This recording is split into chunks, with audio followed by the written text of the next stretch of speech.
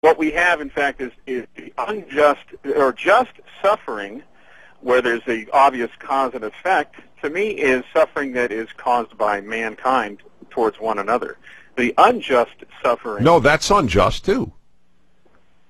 Well, if you do something evil to someone else, and there's a direct. Oh yeah, you're right. Yes, there's just. You're right. I got you. There's 4 subsets. Yes, there's just suffering and unjust suffering caused by man. There's just suffering and unjust suffering caused by God. Fine, that's exactly right. But I need you all to hear. I'm not scared of blaming God. I'm not scared of getting angry at God. Nothing. I have a full relationship in that sense.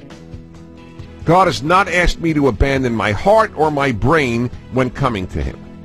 And that's one of the reasons that I can make a persuasive case for God, because I'm not afraid of any questions. I've already posed them. And I continue to do so, and I get annoyed with him. We'll be back in a moment. You're listening to the Dennis Prager Show. I've been talking to you on this Ultimate Issues Hour, which is every week at this time, about the great and vexing issue of reconciling God or belief in God with all the evil and suffering in the world. And I have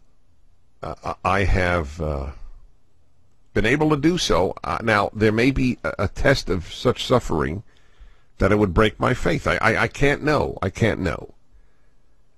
But I have deep empathy for suffering to begin with. And I have had my own, and loved ones have had worse than I. It has not. I believe a good God governs this universe, and I cannot fully reconcile all this bad stuff with him. I acknowledge that. So what? What is my choice? My choice is to believe everything is a coincidence? My choice is to believe it all came about on its own? Intelligence comes from rocks? I'm able to talk to your minds and your hearts and your souls through the magic of radio, and all of this just came about. That's more intellectually satisfying. No, there's no comparison.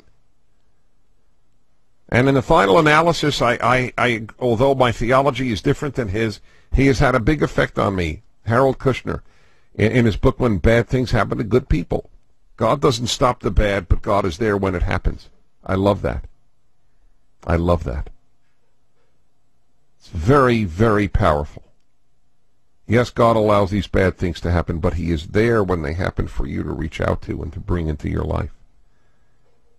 I have a very God-centered life. I may be personal for a moment, but I at the same time, I never abandon reason.